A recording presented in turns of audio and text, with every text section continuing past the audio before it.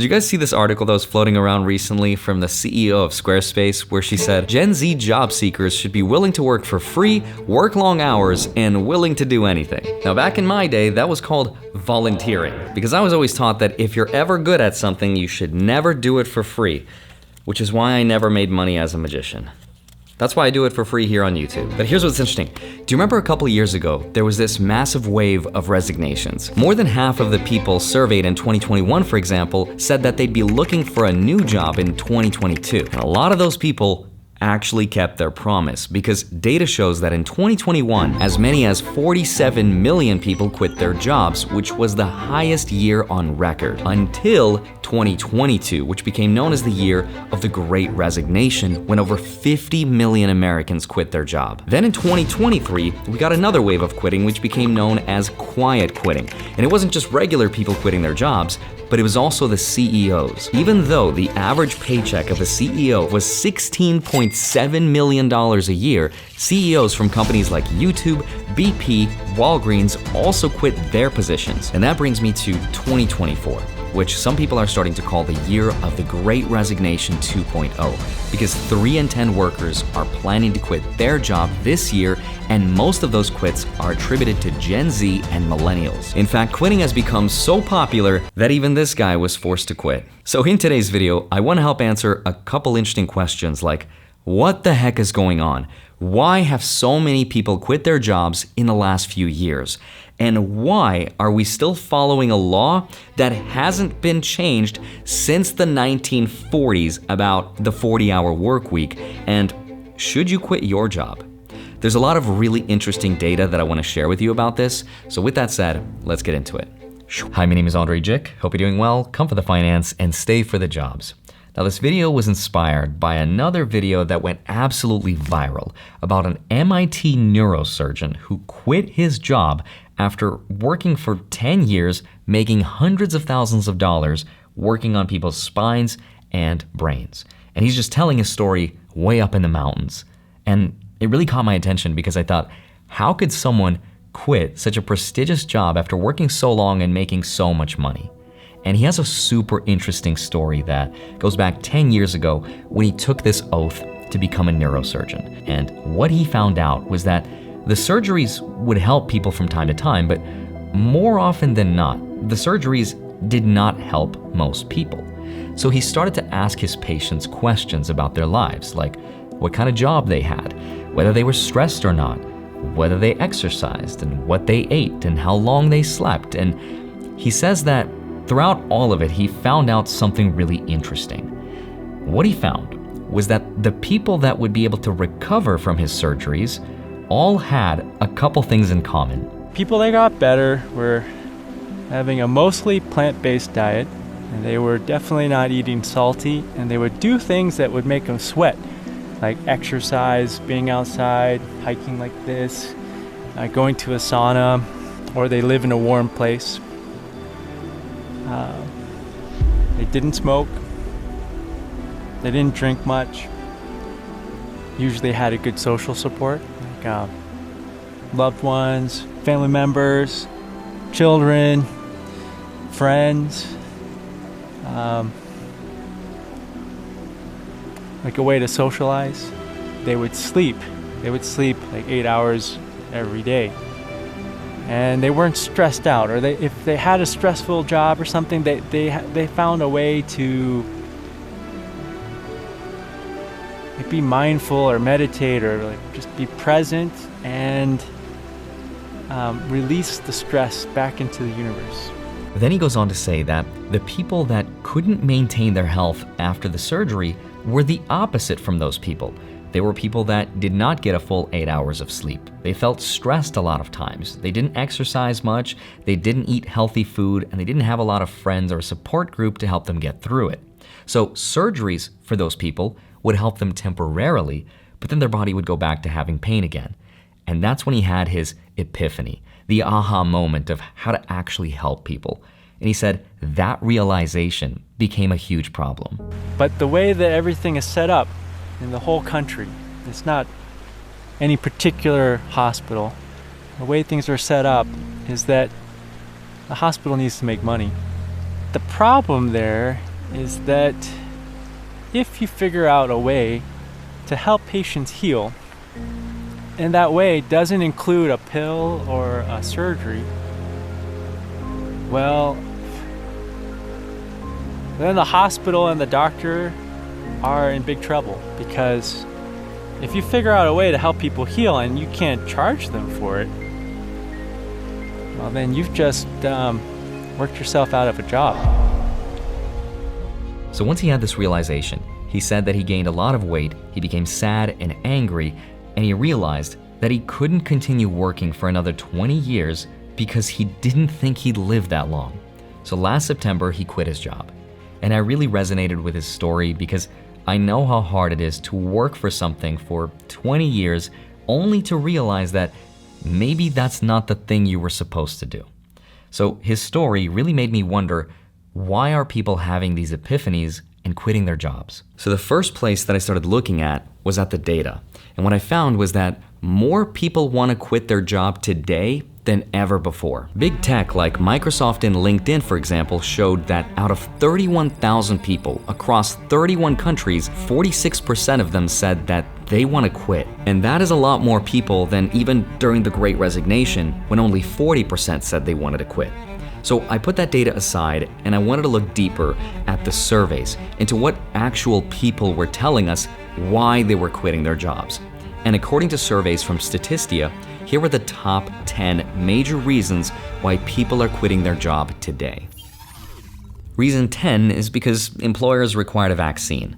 Reason 9 was working too few hours. Number 8, some people wanted to relocate to a different area. 7, some people thought they worked too many hours, or the benefits weren't good, or not enough flexibility. Reason number 4, childcare issues. Number 3, people felt disrespected at work. Number 2, some people felt they had no advancement opportunities, but the biggest reason is that they thought the pay was just too low. These are all really good reasons for anyone to quit their job. But the problem is, they're not new. Anyone could quit their job for any of these reasons in any given year. And it doesn't really help me explain this phenomena of why so many people have quit so recently. So I decided to look back farther into the past. And the deeper I looked, the more this picture started to make sense. Because the real problem started before most of us were even born. We have to go back to 1940. That's when the FLSA, or the Fair Labor Standards Act, was changed from a 44-hour work week to a 40-hour work week in order to increase productivity. It was also then when we decided for the 2-day weekend how much someone would get paid working overtime, what it meant to be full-time and part-time. Now, those laws were based on the economic conditions and the productivity levels of that time. But here's the problem. Over the last 80 years, we've had a huge technological revolution. We invented automation, computing, instant communication, the exchange of information, the internet, AI, and all of that meant an increase to what's called productivity growth, meaning the same worker could now do way more work in a shorter amount of time. And data shows that since 1947, productivity growth has skyrocketed. So here's what all that means. If we take two people, one with access to 2024 technology and one with access to 1947 technology, it's the person who's using modern technology who can make, on average, almost 5 times as much stuff as the other person, or get 5 times as much work done. That also means one of two things. If we can do more stuff, but we're not making more money, we can maybe work less. But obviously we know that's not the case. Most people are still working 40-hour work weeks or more if they're on a salary. Or there's option 2, which is we make more money. But here's the data of what actually happened. Not only are people working multiple jobs today, which was not the norm in the 1940s, but wage growth has not kept up with productivity. In fact, it split sometime in the early 1970s. The question is, why did it split? And the answer is pretty complicated because there's a lot of reasons, so I put together just a few of them. There was something called the Taft-Hartley Act of 1947, for example, which restricted the activity and power of labor unions. and that led to the decline in union membership and union power. This law stopped allowing unions from making donations to federal political campaigns, which meant less representation for the workers. Then in 1962, there was the investment tax credit, which encouraged businesses to invest in new machinery and technology, which increased the development of automation and efficiency. Then we got 1974 and the Trade Act of 1974, which encouraged companies to relocate their manufacturing overseas. And manufacturing overseas meant more jobs went overseas, which also lowered wage growth here in the United States. Then in the 1970s, there was the oil shock, which led to high inflation and an economic slowdown. That created something called stagflation, which slowed the wage growth and decoupled it from productivity even more. Then there was even more inflation thanks to Nixon's wage and price controls. And in 1978, there was the Airline Deregulation Act, which increased competition in the industry and lowered job security and benefits for workers. Then there was a huge shift towards maximizing shareholder value, and that's when companies started to prioritize profit-making over workers and their wage growth. Then in the 1980s, there were the right to work laws, which allowed people to not pay their union dues, and that made the unions less money, which made them less effective. After this law, some studies show that wages dropped 1% 5 years after the law was passed. And it keeps on getting worse because in 1980, the same thing that happened to the airline industry happened to the trucking industry with the Motor Carrier Act of 1980, which led to deregulation, which increased competition and lowered job security and benefits for workers. And then we got the 1990s, and the world became more globalized. The nations of North America are ready, strengthened by the explosion of growth and trade, to recognize that there is no turning back from the world of today and tomorrow. The North American Free Trade Agreement, or NAFTA, lowered trade barriers between the US, Canada, and Mexico, which increased competition from lower-wage countries. Then in the 2000s, China joined the World Trade Organization, which increased imports from China and put a huge pressure on American wages because of the lower labor costs. Then in the 2010s, we got the rise of the gig economy. We got apps like Uber and Lyft, and those apps were great in allowing people to make more money, but it also led to the gig economy, which came without the wage protections and the standard employment benefits. Combine all of that with the crazy growth we've seen in the stock market and in real estate due to liquidity as a means to pay the debt from our past, and you get the world as we know it today.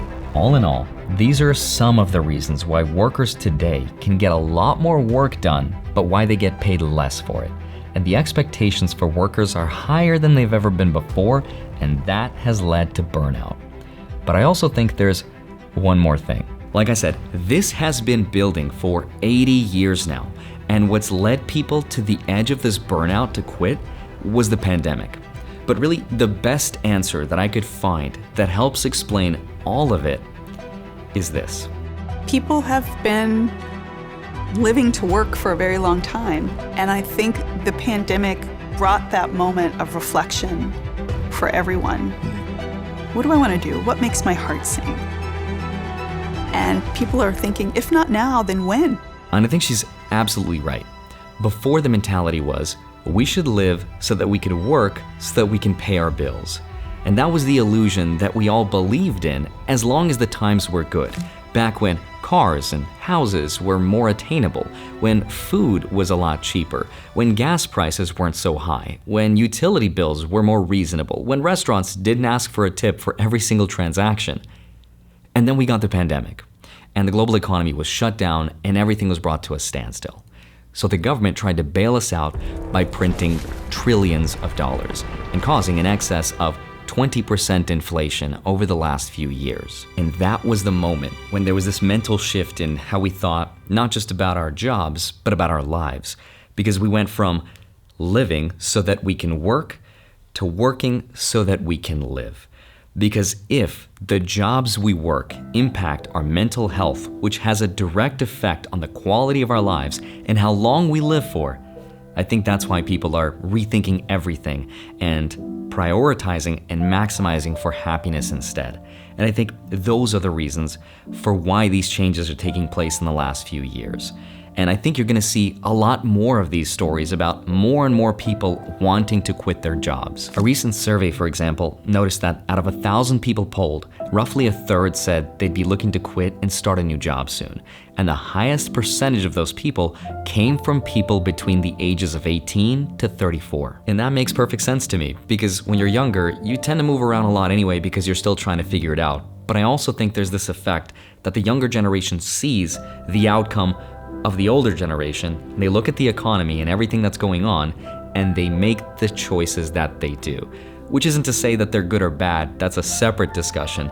But one thing that I think is true is CEOs are not gonna watch this video and be like, this young man has a point here, let's pay them more and allow them to work less. So I think the only other question that I wanna help explore is, should you quit your job? And the answer, of course, is that it depends. I actually took a quiz from the Washington Post about my job making videos here on social media. I'll leave a link for it down below, but I consider myself to be extremely lucky because even though these videos take a lot of work to make and I'm a one-man team, I don't have any editors. I'm the only person that scripts and shoots and edits and plans for these videos and answers the comments and everything else. I think it's extremely rewarding. And I think the thing I look forward to the most is knowing that at least one of my videos helped someone out there with something. I think validation goes a long, long way. But so does making money, which is why experts say you should have anywhere between 6 months to 1 year for emergency expenses if you do decide to quit. And studies also show that switching jobs, especially early on, is the fastest way to grow your income. In fact, it's actually recommended that you should switch your job every 2 to 3 years, which is the best strategy to grow your income. And I wish I did that with my last career, but you know, I never said I was any good. But I'd love to hear your thoughts. Are you staying with your job? Are you quitting? And if you are, why? And do you still think we should be working a 40-hour work week? As always, I hope you have a wonderful rest of your day. Smash the like button, subscribe if you haven't already. Don't forget to grab your free stocks. Links are down below. Go track them automatically with a spreadsheet link down below in my Patreon. Thank you so much for watching this video. I'd love to see you back here next week. I'll see you soon. Bye-bye.